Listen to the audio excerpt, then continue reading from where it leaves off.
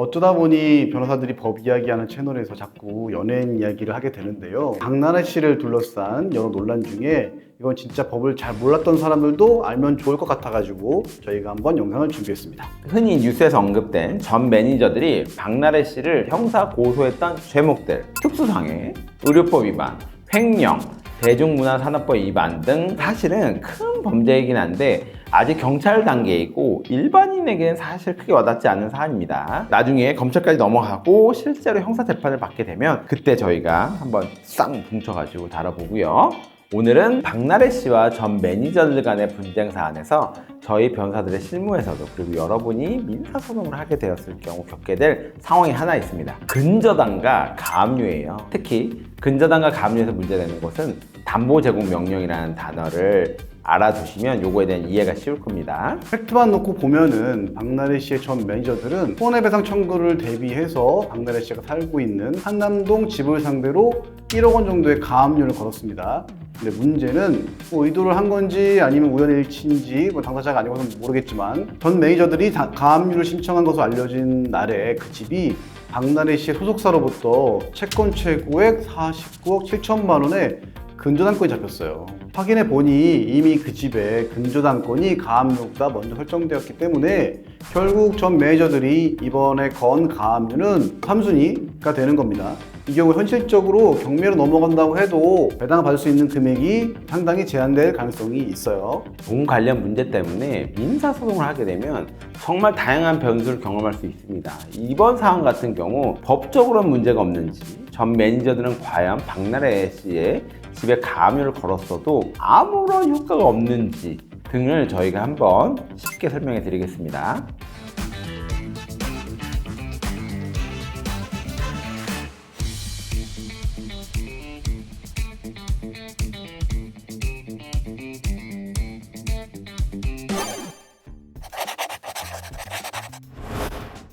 둘이 같은 날 신청했는데 박나래 씨의 소속사가 설정한 근저당권이 가압류보다 먼저 잡히나 라고 생각하시는 분들이 많을 것 같은데요. 가압류는 채권이고 근저당권은 물건이라는 점, 그리고 등기 순서가 다르기 때문에 등등 여러 가지 이유가 있습니다.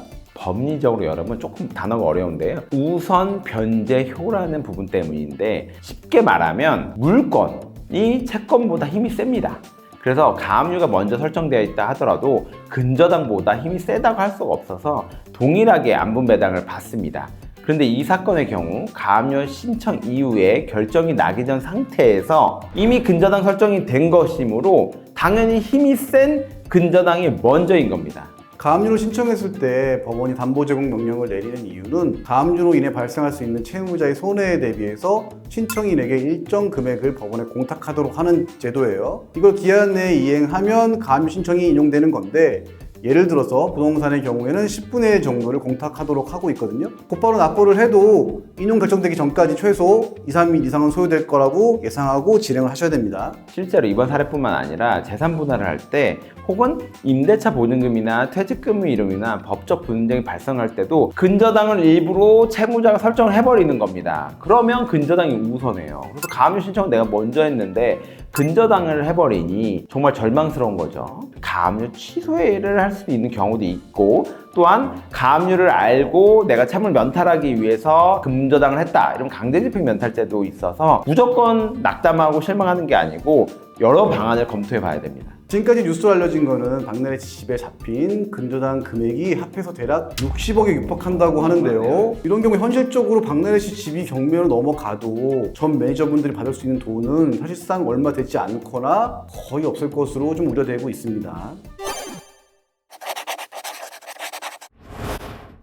저희 루멘즈의 영상에서 이럴 때 사행위로 취소를 하면 된다라는 식으로 언급한 적이 있는데요. 간단히 말씀드리면 채무자가 자기 재산이 강제집행이 될 것 같아요. 근데 그럴 것 같으니까 이미 알고 있으니까 채무자는 돈을 주기 싫은 거예요. 따라서 그때 돈을 주기 전에 채무를 빼돌리는 행위를 한 게 사해 행위라고 합니다. 근데 지금 박나래 씨의 등기부등산 순위가 1번은 은행, 2번은 박나래 씨의 소속사로 되어 있어요. 그리고 박나래 씨의 소속사의 대표이사가 박나래 씨 어머니입니다. 그렇다면 좀 이상하죠, 여러분? 만약 이 집이 경매에 넘어가서 배당을 받으면 그 어머님이 받는 겁니다. 결국 이런 구조로 되어 있기 때문에 사건의 핵심은 과연 박나래 씨가 미리 근저당을 설정해서 전 매니저들의 민사 집행 권한을 막았나?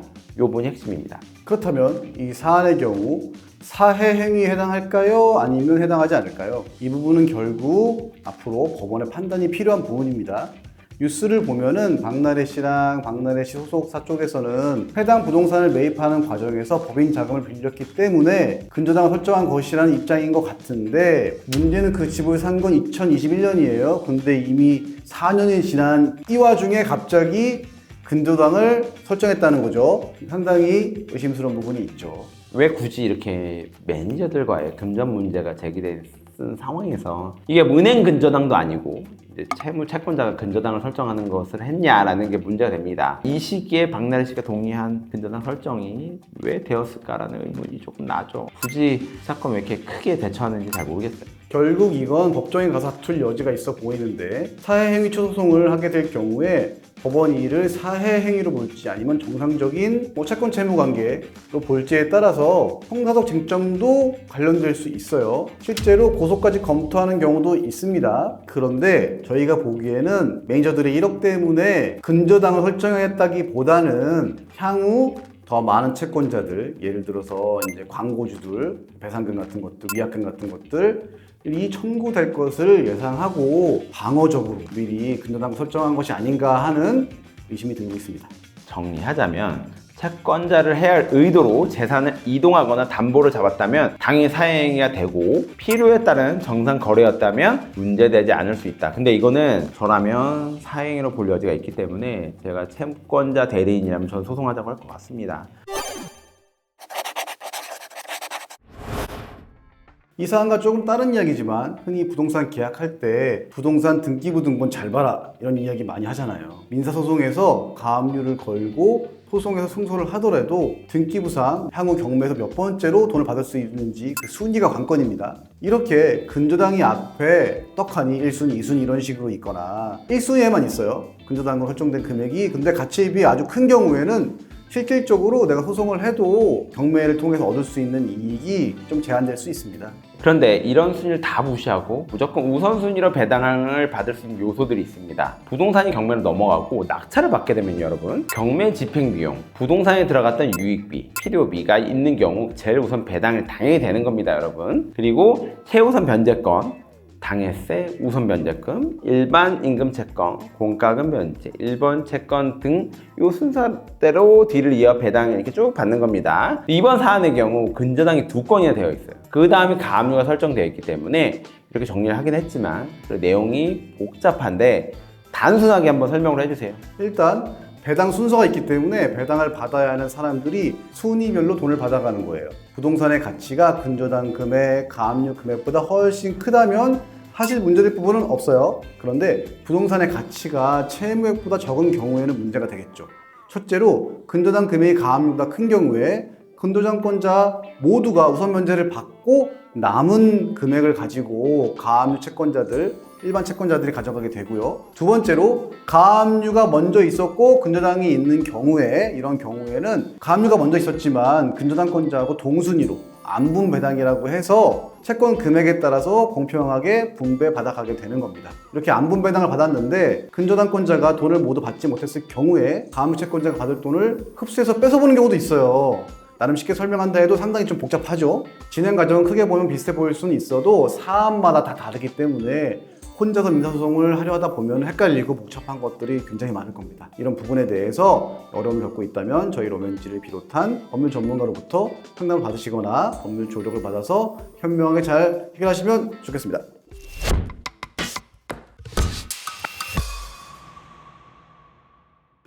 나는 돈 받을 사람인데 왜 내가 변호사를 써? 이런 생각은 안 하셔야 됩니다. 변호사 비용보다요, 지금 형사고소를 하거나 민사소송을 하거나 가압류 근저당을 해서 회복받을 수 있는 돈이 훨씬 큰 경우에는 무조건 빨리 써서 빨리 처리해야 됩니다. 지금까지 로맨지 남성 변호사 신학보 변호사였고요. 이번 영상도 잘 보셨다면 구독과 좋아요 부탁드립니다. 감사합니다.